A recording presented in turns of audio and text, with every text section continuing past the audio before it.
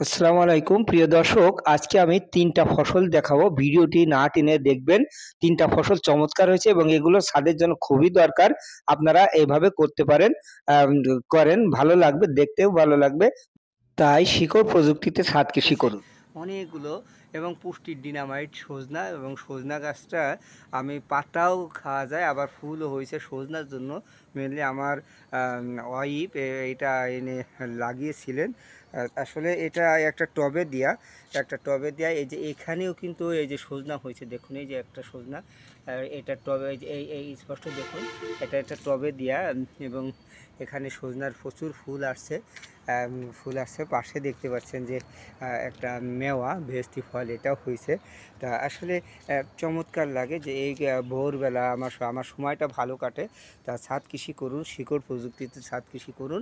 এতে যদিও শিকড় প্রযুক্তি অনুযায়ী এটা করা না, তারপরেও মাশাআল্লাহ যত্ন করলে রত্ন মেলে, সেটা হয়েছে আলহামদুলিল্লাহ। আমার মিষ্টি কুমড়া গাছে ফল এবং ফুল চলে আসতেছে। এই দেখুন, এই যে এখানে একটা ফল আছে, ফল হবে আশা করা যায়। 5টা অলরেডি দাঁড়ানো না, 5টা আসছে একেবারে নতুন নতুন করে। এই দেখুন, এই যে একটা ফল এবং স্ত্রী ফুল পুরুষ ফুল দুটোই আছে। এই যে স্ত্রী ফুল আছে, একটা পুরুষ ফুল, এইটা পুরুষ ফুল। আর এই দেখুন, এই যে স্ত্রী ফুলের একেবারে স্ত্রী ফুল আছে। তা এই গাছে কিন্তু 5টা অলরেডি চলে আসছে, আমি দেখেছি 5টা চলে আসছে। পাশে লাউ আছে, অনেক সুন্দর হবে আশা করা যায়। দোয়া করবেন, ভালো থাকুন।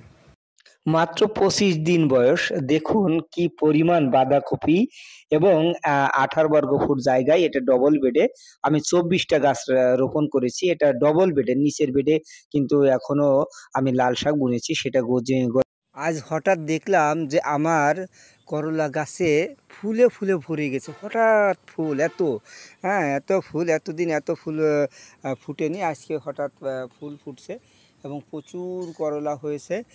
করলার তো 2-3টে গাছে একেবারেই বেড ভরে গেছে। একটা বেডে দিয়েছিলাম, বেড ভরে গেছে। এবং করলাও মাশাআল্লাহ আগেও খেয়েছি, একটা খেয়েছি, তবে নতুন করে দেখছি অনেক করলা। এই দেখে ছোট্ট ছোট্ট করলা দেখতে পাচ্ছেন, এই দেখুন, এই একটা করলা। আরও অনেক গাছই দেখাচ্ছি আমি, সাথে থাকুন। এই দেখুন ভরে গেছে, কত করলা হয়েছে, কত করলা হয়েছে। তা এই জায়গায় এক জায়গায় 4-5টা করলা দেখুন, এই দেখুন করলা 4 থেকে 5টা। আসলে এই পাশে আলোর ফোকাসিং ভালো হচ্ছে না। তা এইভাবেই আপনারা চাষাবাদ করুন, ভালো করে শিকড় প্রযুক্তি প্রয়োগ করুন। শিকড় প্রযুক্তির মাধ্যমে বাংলাদেশের খাদ্য নিরাপত্তা নিশ্চিত করা যাবে। এভাবেই আপনারা চাষ করবেন, বেড পদ্ধতি করুন, যোগাযোগ করুন, যে কোনো সময় আমি সহযোগিতার দিকে প্রস্তুত আছি। আসসালামু আলাইকুম।